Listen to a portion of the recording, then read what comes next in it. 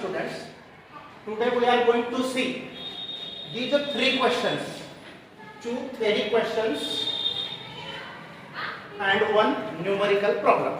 Okay, so what is the question? Explain Coulomb's law in vector form. We have studied Coulomb's law in scalar form. We have studied Coulomb's law in scalar form. What is the magnitude of force?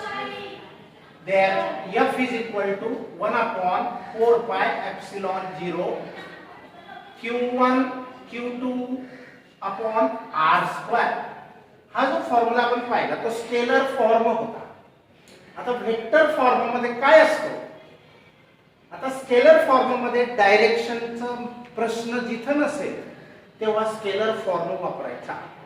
पण जिथं direction पण फोर्सची विचारली आहे, समजा force किंवा force of attraction, तर तेव्हा मात्र हा वेक्टर फॉर्म यूज करायचा. समजलं? वेक्टर म्हणजे डायरेक्शन डिपेंडेंट आणि स्केलर म्हणजे डायरेक्शनचा विचारणे फक्त magnitude.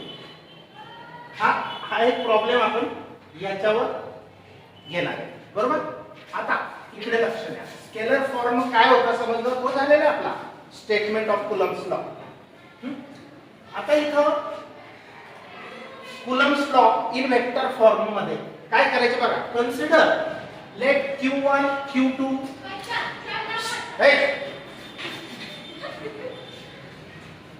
let Q1 Q2 be two similar charges. Q1 Q2 be two similar charges. आता सिमिलर चार्ज काय घेणार तुम्ही?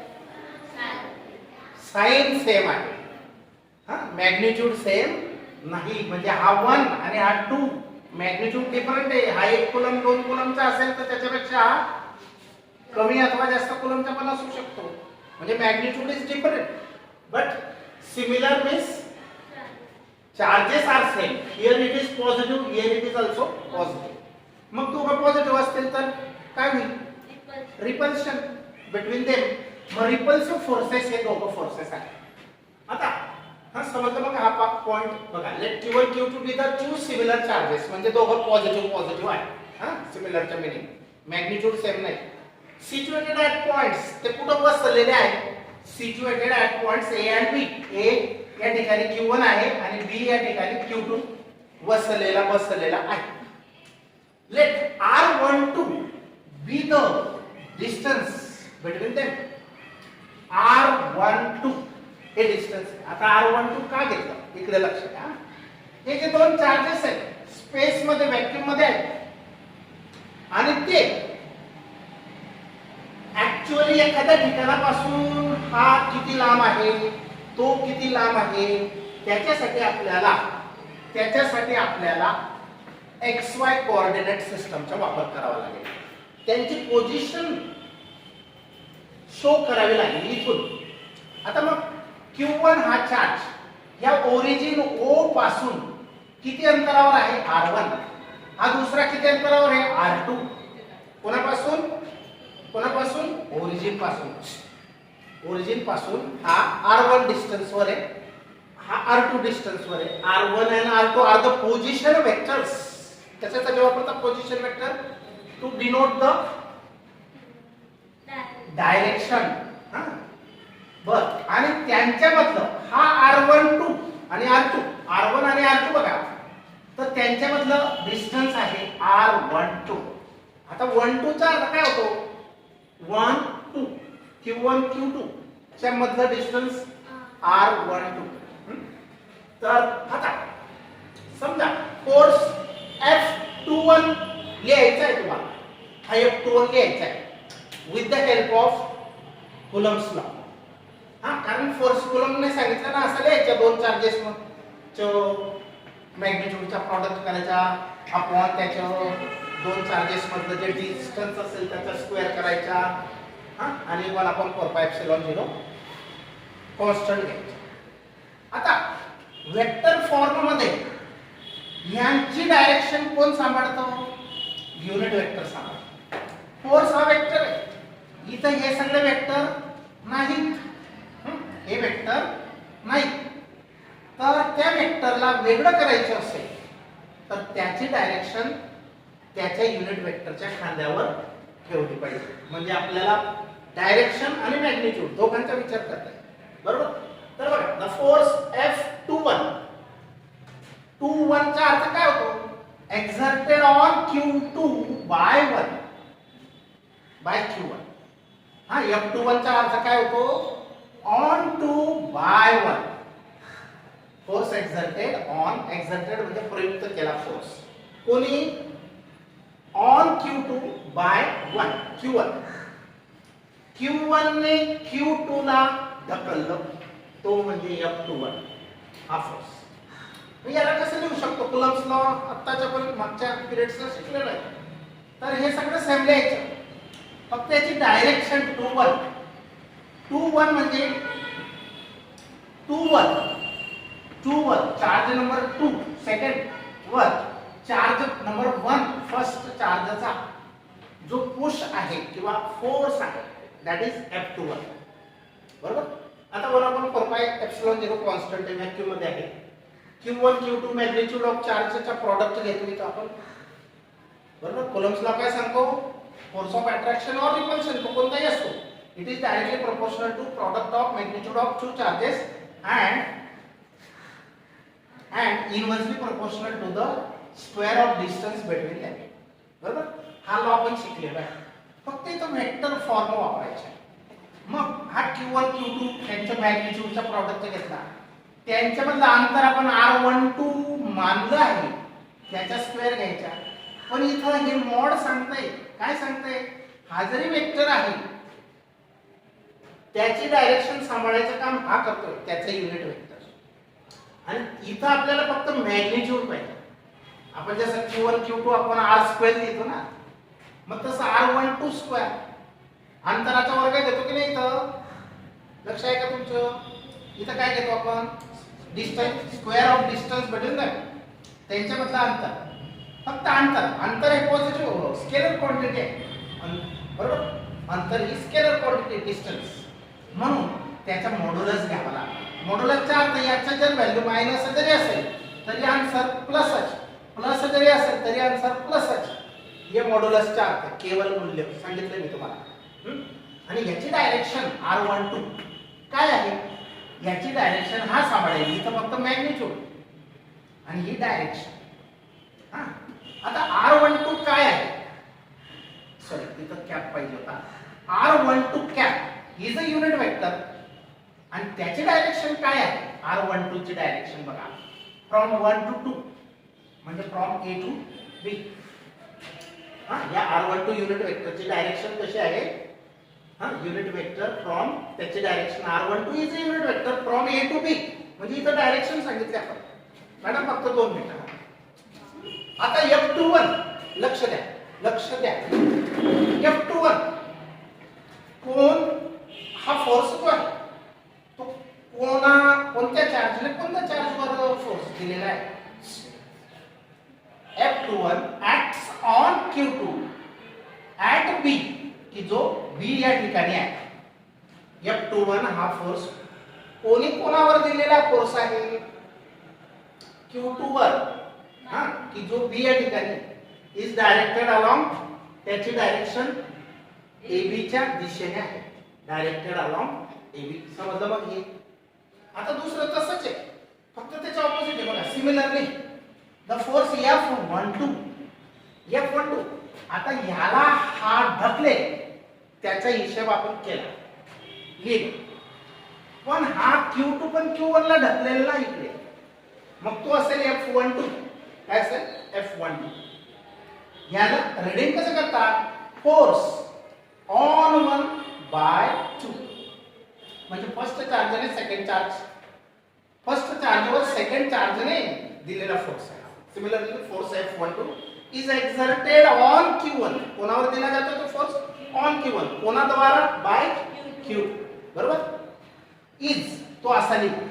आता इथं काय करायचं, हे बाकीचं सेम आहे बघा, हे बाकीचं सर्व सेम आहे, फक्त हा युनिट वेक्टरचे हा डायरेक्शन सांभाळतो ना, याची अंतर R12 चे, नो डाऊट, इथं पण तेच आहे, इथं पण तेच आहे, फक्त या फोर्सची डायरेक्शन F12 ची याच्या काय आहे, अपोजिट आहे. मग ती डायरेक्शन ऑपोजिटचं काम कोण सांगेल? हा सांगेल, युनिट वेक्टर. हा कसा होता? ए टू बी. आता हा कसा आहे? हा 2 कडून 1 कडे. हा 2 कडून 1 कडे, 2 1 चा. मग सांगितलं नाही तर दिशा आणि हे सगळं मॅग्निट्यूड आहे. हा सेम आहे R12, हे अंतराचा स्क्वेअर आहे, हे मॅग्निट्यूड आहे, स्केलर फॉर्म मध्ये आहे. पण त्याचा तो वेक्टर असून तो वेक्टर आहे, पण त्याचं मग डायरेक्शनचं ओझं कोण सापडेल? त्याचाच युनिट वेक्टर. बरोबर? R21 समजले? आता वेर हा R21 काय आहे? Where unit vector R21 is a unit vector from B to A, B to A असा आहे. आणि हा F12 कसा ऍक्ट होतो? कोणाकडून कोणाकडे? F2 acts on Q1 by Q2. हा डायरेक्टेड along BA, की ज्याची डायरेक्शन कशी आहे? B कडून A कडे आहे. हा फोर्स आहे F12. समजलं?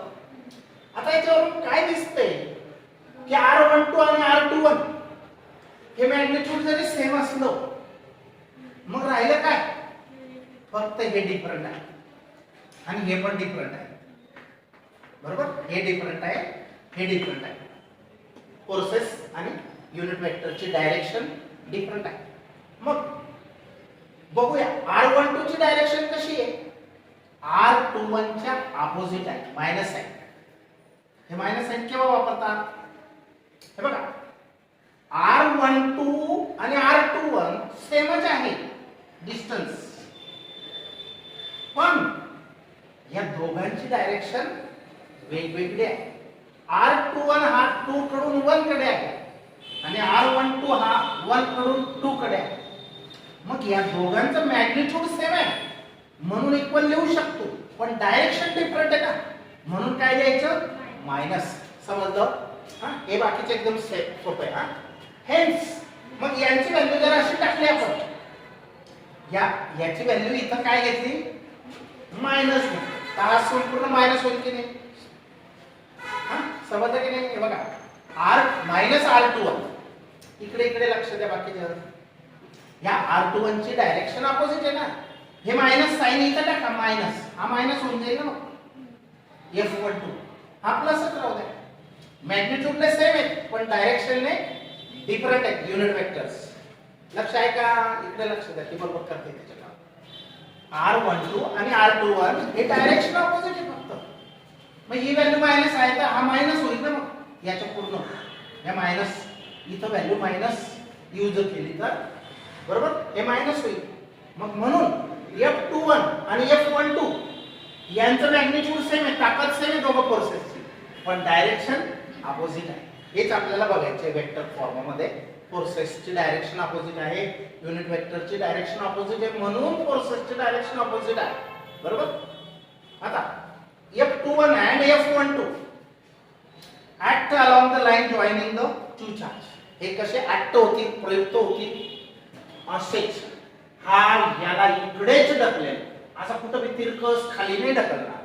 हा याला पण सरळ सरळच ढकलेल along the line. This force, both the forces acting along the line joining the two charges. Okay? Question पर हा मी सांगितला आहे तसा आपण एक्सप्लेन केलेला आहे, पण जस्ट अजून मी रिपीट केला. बघा, रायटिंग मध्ये तुम्हाला थोडे आयडिया येऊन जाते तोंडी सांगण्यापेक्षा. तर बघा, स्टेट सिमिलॅरिटीज अँड डिफरन्सेस कोणामधला? Of a gravitational force and electrostatic force. Gravitational force आणि इलेक्ट्रोस्टॅटिक फोर्स मध्ये सारखेपणा काय आहे आणि वेगळेपणा काय आहे? आता अगोदर आपण सिमिलॅरिटी बघू. सिमिलॅरिटी म्हणजे सारखेपणा. बरोबर? मग सिमिलॅरिटीज दोन आहेत, ए आणि बी. सारखेपणा काय? दोन आहे या दोघं फोर्सेस मध्ये. ग्रॅव्हिटेशनल फोर्स माहिती की नाही? इलेक्ट्रोस्टॅटिक म्हणजे दोन चार्जेस मधला फोर्स, हा इलेक्ट्रोस्टॅटिक फोर्स. आता पहिली गोष्ट सारखेपणा काय? Both forces obey inverse square law. दोघं फोर्सेस मध्ये हा इनवर्स स्क्वेअर लॉ फॉलो. कसं काय?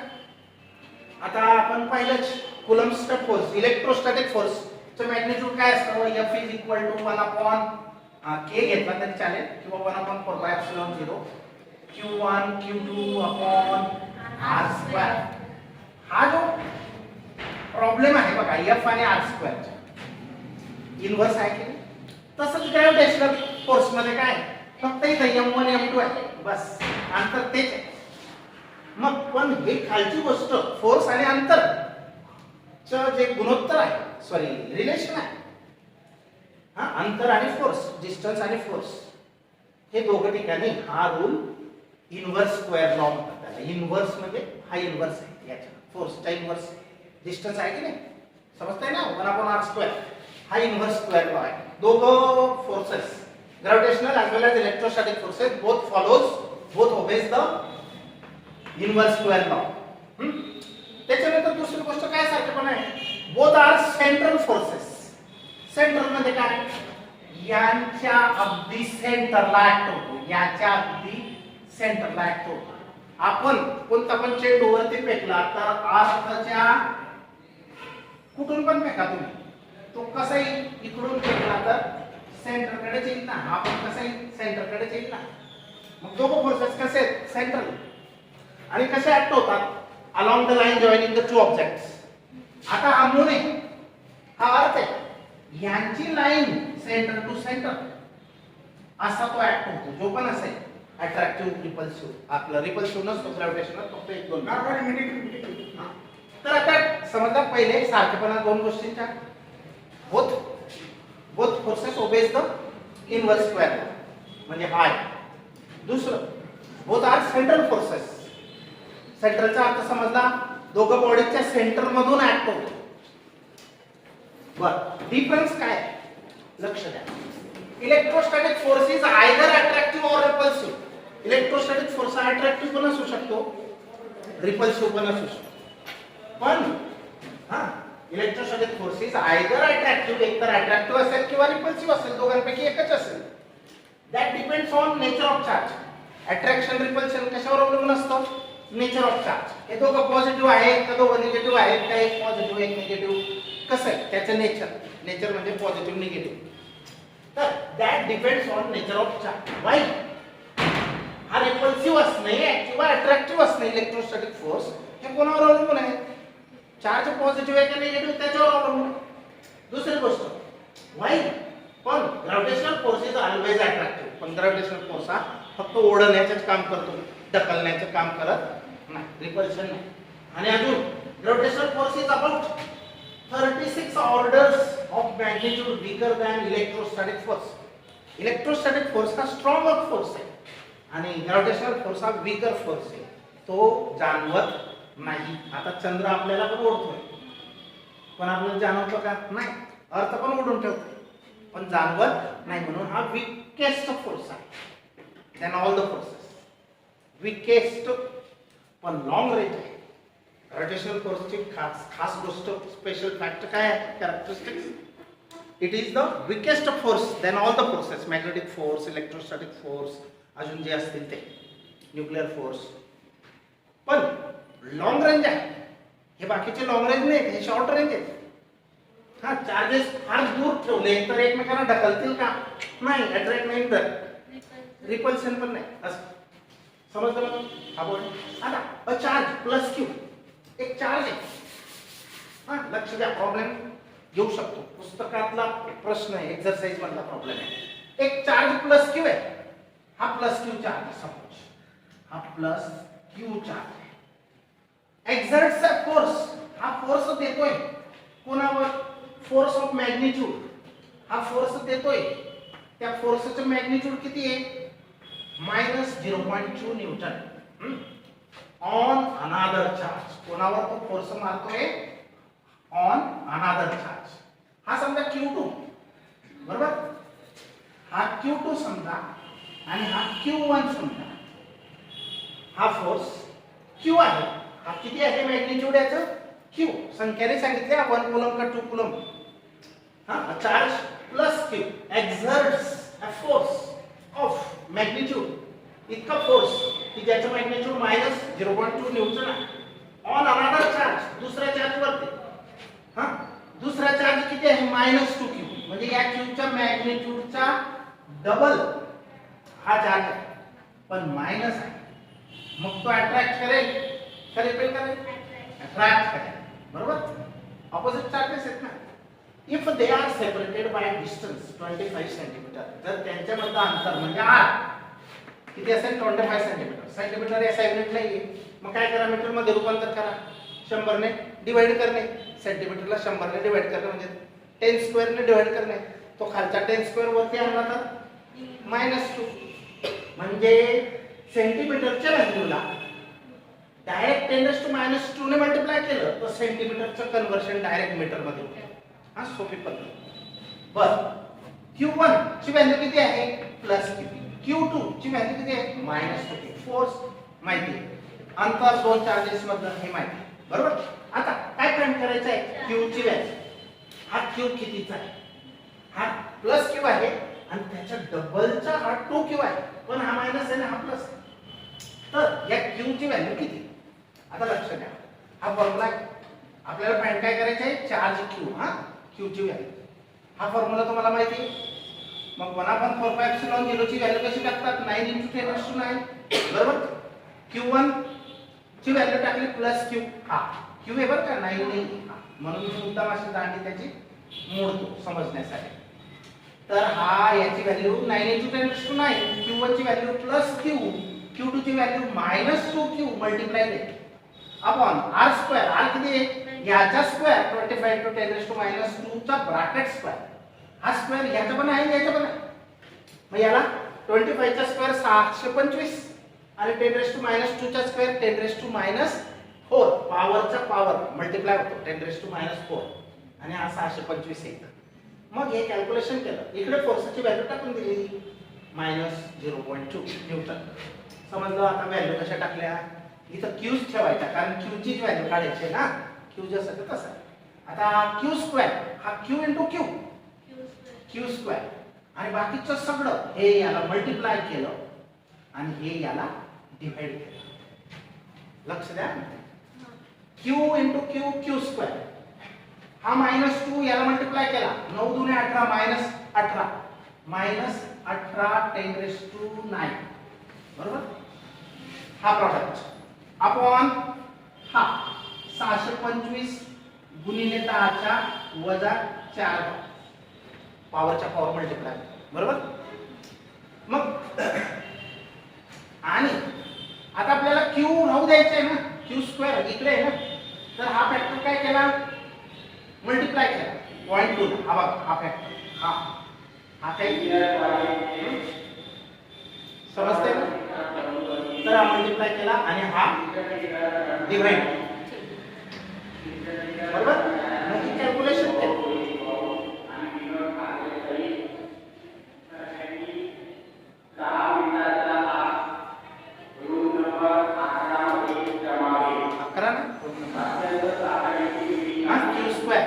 समजलं. याचे कॅल्क्युलेशन असेल आणि 10⁻⁶ येतं.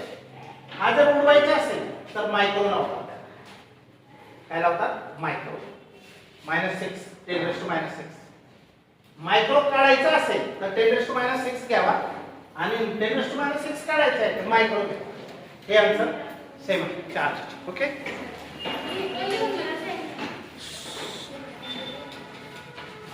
काय झालं 24